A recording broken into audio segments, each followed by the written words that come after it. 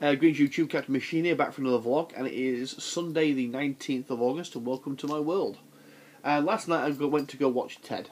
One of the reasons why there was no video yesterday was because I went straight from work, out for a meal, watched Ted, came home, fell asleep. So that's my excuse, and I'm really sorry about that. I'm going to have to stop apologising and just put out what I can when I can. Oh, and I also, because as a follow-up to last video, there is a new 12 Tribes video, which is great because it brings a lot of people up to speed, myself included, on what's going on with 12 Tribes, because he does a lot of stuff outside just the YouTube channel. At the same time, it's kind of creepy, so that is brilliant, and I enjoyed watching that this morning. But I watched Ted last night, and Ted, if you want the short version of the review, is go watch it. If you are of a broad mind and you find the Family Guy show funny, because it's written by the same guy and it shows. It really does show in its level of humour and things it does. Basically, what you've got is a live-action Family Guy-esque scenario, but rather than having a talking dog or the talking bear, like you do in the Cleveland show, or the talking alien like you do in American Dad, you have a talking teddy bear, which is Ted. And it's a great movie. I tend to find that some of the jokes fall flat on some people rather than others. There are a couple of points in the cinema where I was the only person laughing at jokes, or one of the few people laughing at jokes, and I was a little bit disappointing because it does kind of draw you out of the experience, I suppose. And then there's a rather down and dark moment towards the end of the movie. I'll not tell you much about it, but there was one guy laughing at that. It's like, why are you laughing right now? This is not funny. This is the one thing in the movie that is not funny. Why are you laughing? But such is the way that people are.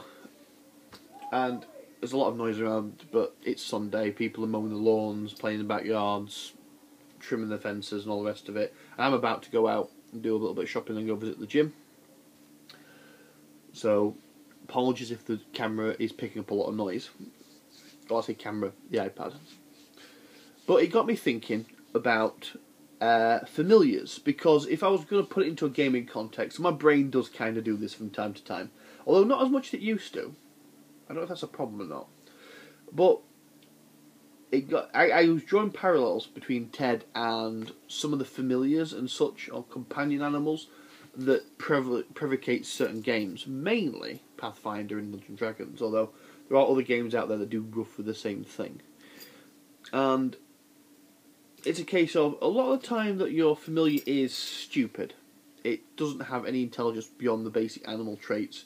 Maybe he's got a subliminal or like a empathic link to its owner, so it kind of gets where they're feeling. So if they feel threatened, they might come to their defense, or if they feel lonely, they might come and snuggle with them. And you know, if they're feeling angry, they might back away because they don't want to get hurt.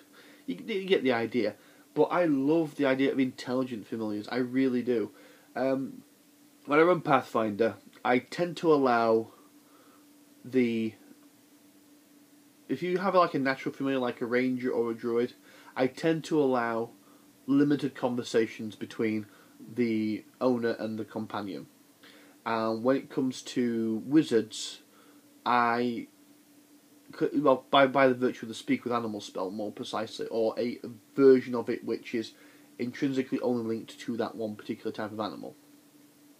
So, although you may not have Speak with Animal in memory, if you have a wolf companion, you can speak to your wolf and your wolf alone, and get a rough idea of what he's thinking. And you can't abuse it to the point where all the time, but he will give you basic answers of what he's thinking, or what he's seen, or what he's doing, and it kind of gives a little something to bounce back and forth, because it gives the companion a little bit of personality. But what I really, really love is intelligent familiars, and you tend to get this from wizards and sorcerers and the like, especially when they get the advanced familiars, so when they can summon outsiders or more intelligent or more powerful animals as their familiars or companions. I suppose this same also goes to mounts for paladins if you go for one of the more exotic ones. And I love how you can play those characters, interact with them, and once you've established the character of the familiar, then his actions or her actions or its actions can be relied upon to a certain degree. One good example is I ran a Pathfinder game where one of the wizards was I think a Diablerist, basically from, what's the country called again? Oh, it's been a while now. The demon worshipping country anyway, in the Pathfinder setting, and had an imp as a familiar, and I loved the backwards and forwards on that because imp was, well, imps are evil, and he would. And he was literally the demon on the shoulder sometimes, where, because although the player character was running the gambit of neutrality, lawful neutral, and doing a rather good job of it, he was the literal demon on the shoulder, suggesting the bad things, the bad ideas, and the evil actions, and such and so forth. And he also wanted basically alone time. He wanted personal time. He wanted a little bit of vacation time where he could do his own thing.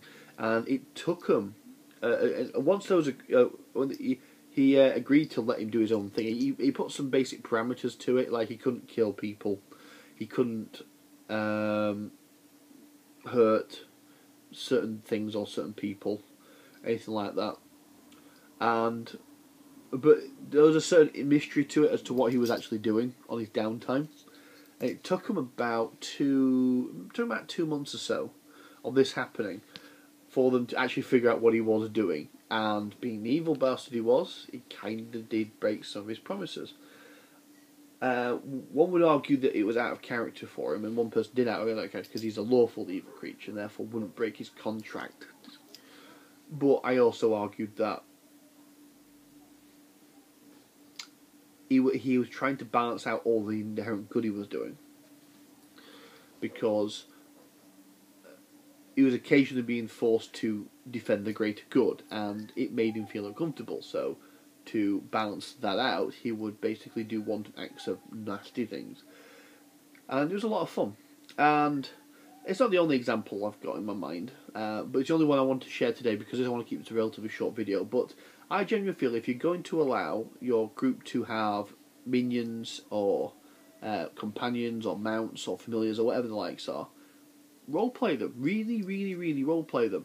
You don't have to do it all the time. Just say a few weeks or so, and then the character of that, and make it consistent as well, and the character of that familiar, that minion, that companion, that mount, whatever, will establish itself to the point where other people, like more example, the owner, will start to play him to a certain degree.